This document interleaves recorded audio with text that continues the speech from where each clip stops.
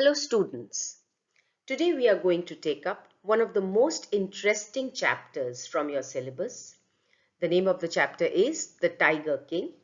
In fact, this chapter was deleted from the syllabus and it has been incorporated in your syllabus from this year onwards. Hence, this presentation, I hope it helps you in the understanding of the chapter. As I always start with the author, Ramaswamy Krishnamurthy wrote this beautiful story. He was a Tamil writer, a journalist, poet, critic, and Indian independence activist. But he is popularly known by his pen name Kalki, which is after the name of Lord Vishnu, his 10th and last avatar. Now let us first understand what is satire, because this I'm going to refer to quite often in this presentation. So satire is the use of humor, irony, exaggeration, or ridicule to expose and criticize people's stupidities, idiosyncrasies, or vices, especially in the context of politics and other topical issues. The story Tiger King, let me tell you, is replete with examples of satire, which we shall discuss in later slides.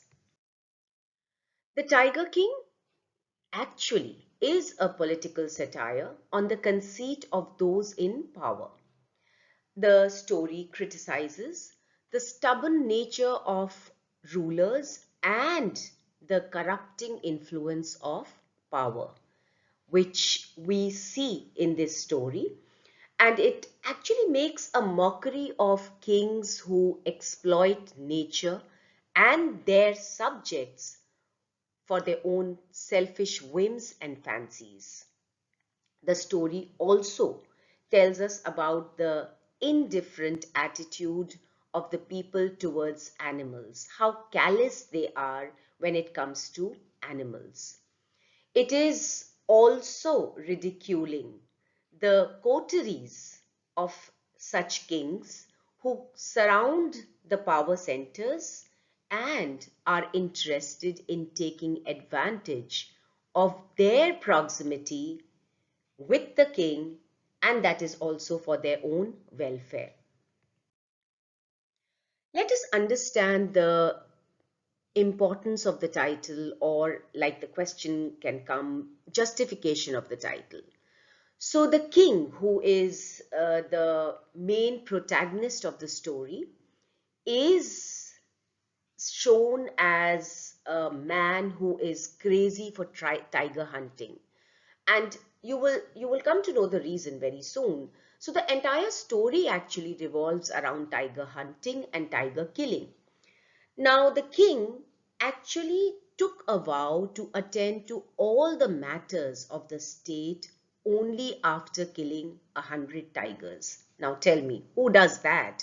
As a king, you're supposed to protect the subjects as well as the flora and fauna, whereas this king takes a pledge that he's going to kill 100 tigers.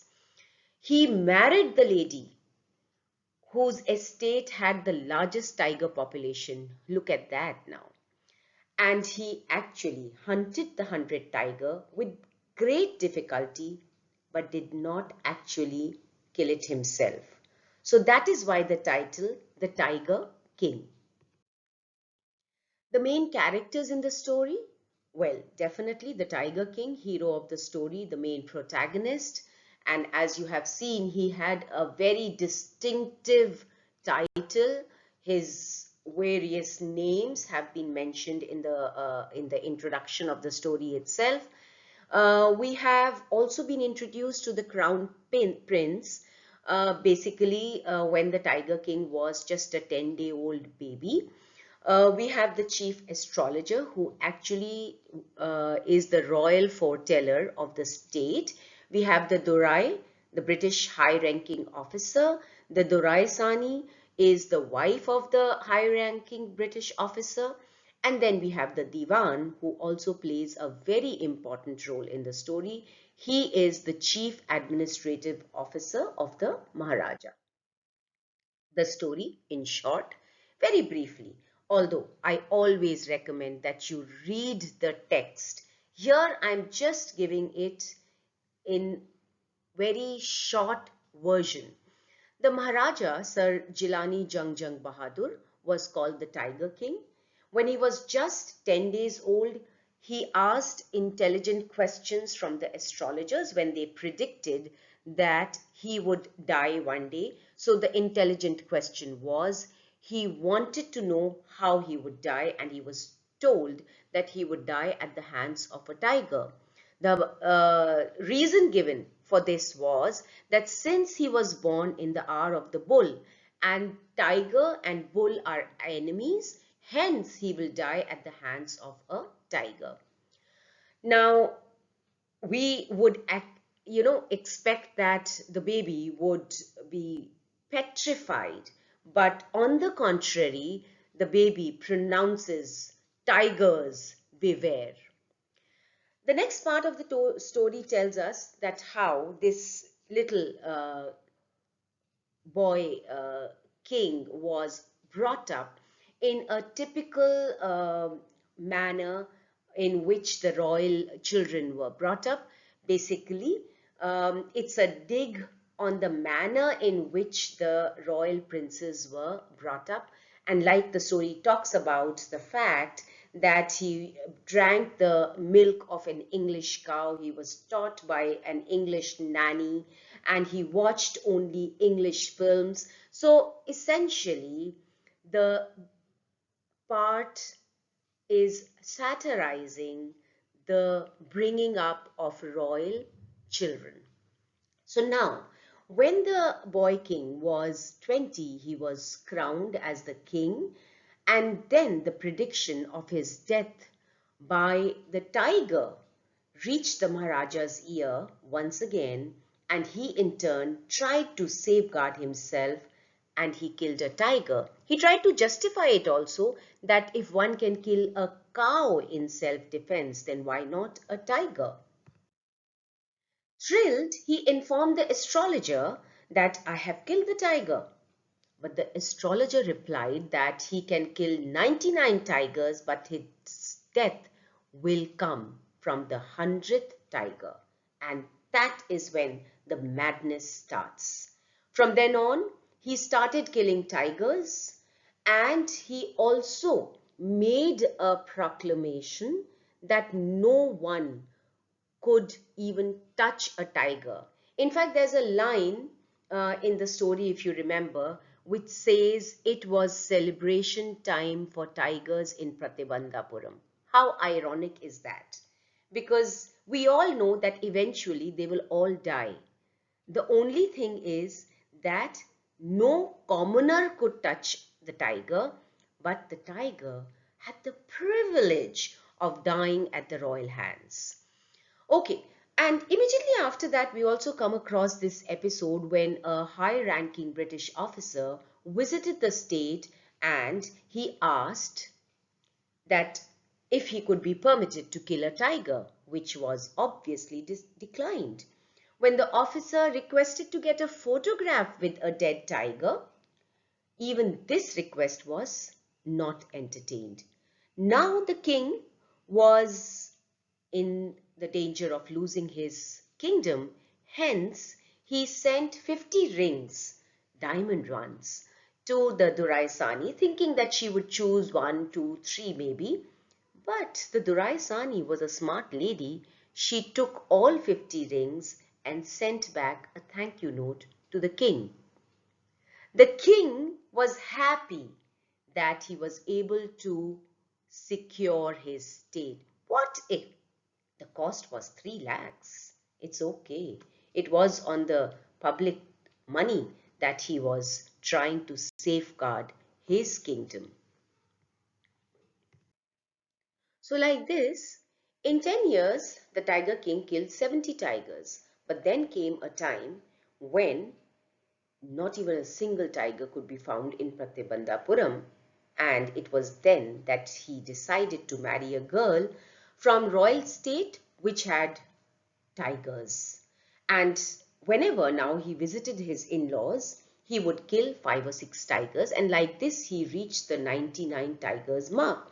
But after that, it became very difficult for him to find the 100th tiger. Even though he was very anxious to kill the 100th tiger, he could not find it.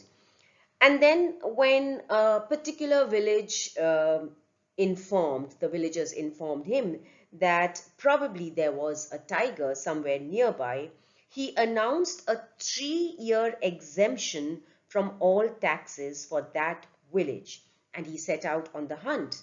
But look at it. He could not find the tiger, and he became so furious that one day, in his rage, he called the Diwan and ordered him to double the land tax.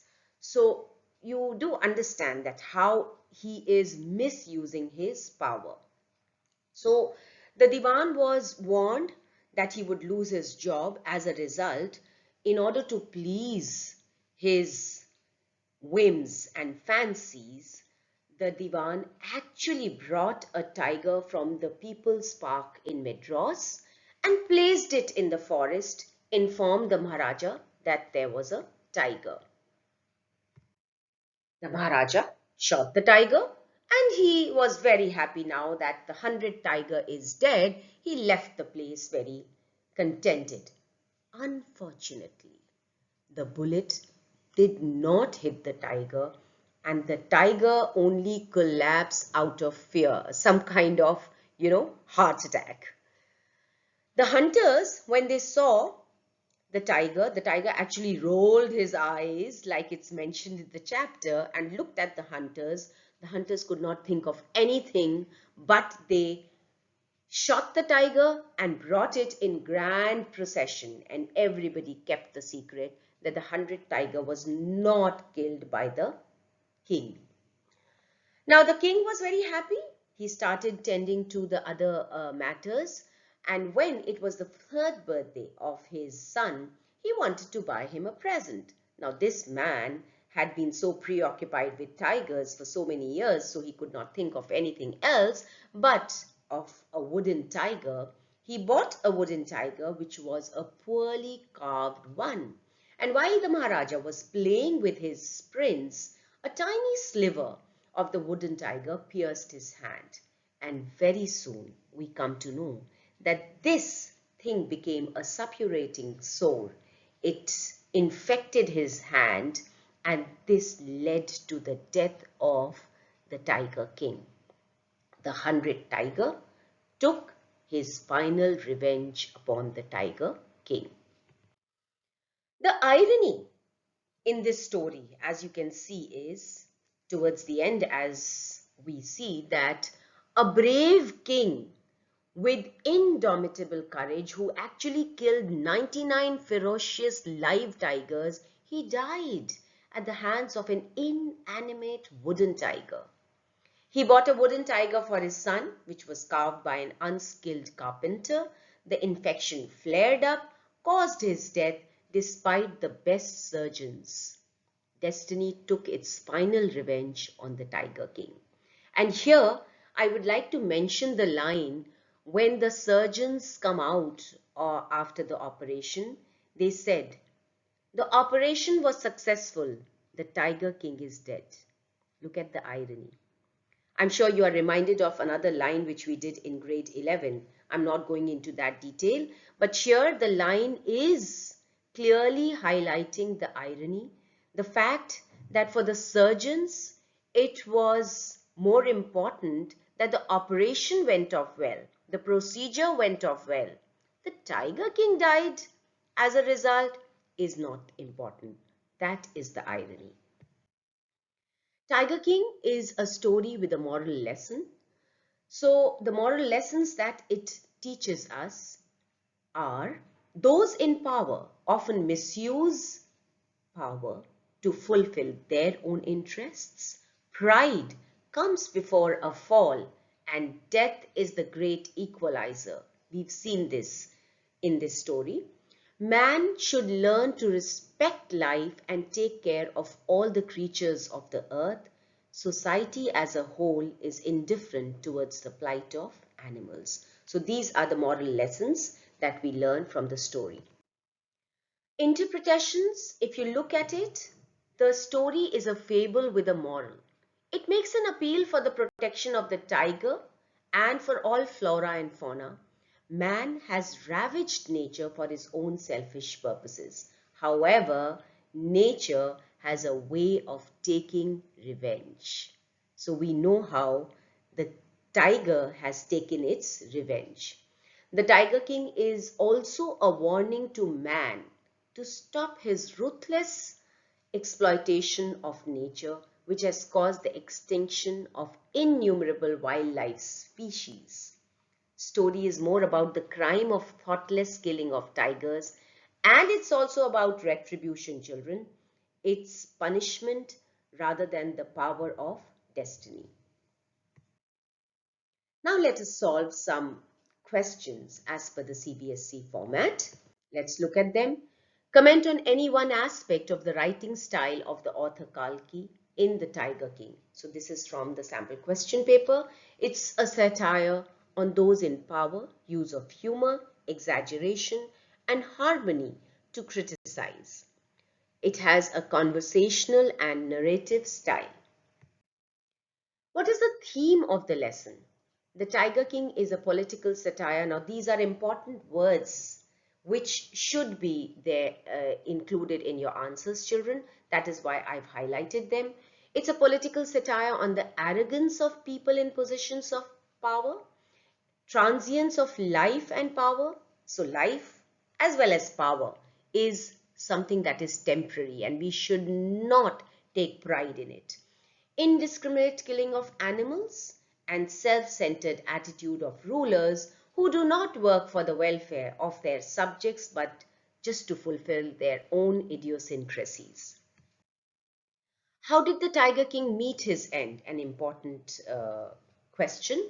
The Tiger King met his end through the wooden tiger, which he had bought as a gift for his son on his 3rd birthday. While he was playing with his son, a splinter of the poorly made toy tiger pricked the king's hand. The infection turned into a sore, which spread all over his arm and led to his death. What is the moral of the story, The Tiger King? We've already discussed this, but when you write it as an answer, mention these important points. It is the story of a king who killed the tigers mercilessly just for delight and to prove his valor. The king commits a grave sin and thus was punished for his crime. Therefore, it can be said that the moral of the story is that man may be powerful, but he is incompetent before death and his destiny. The Tiger King is a story that gives an apt example of irony. Elaborate. The dramatic irony. Now remember, what is dramatic irony? When the characters in the story don't know what has happened, whereas the reader is fully aware. So here, the Tiger King alone is unaware that his bullet had not killed the 100th tiger, where we knew that the 100th tiger was not killed by the king. The other characters and the readers anticipate his doom as he celebrates his triumph over his destiny. We realize how misplaced the king's pride at killing the first tiger was. Humor. The story has many instances of humor.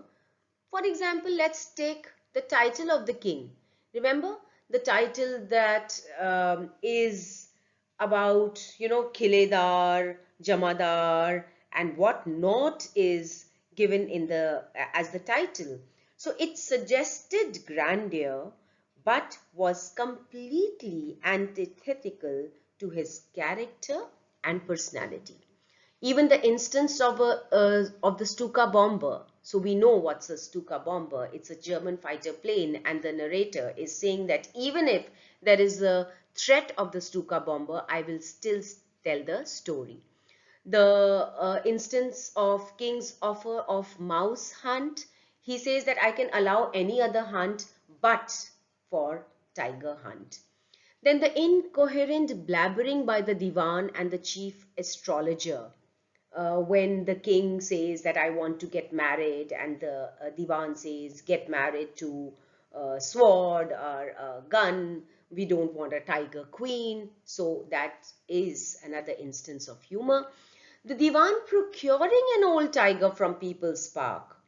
Then the stubborn refusal to get off the car. Remember the term that was used?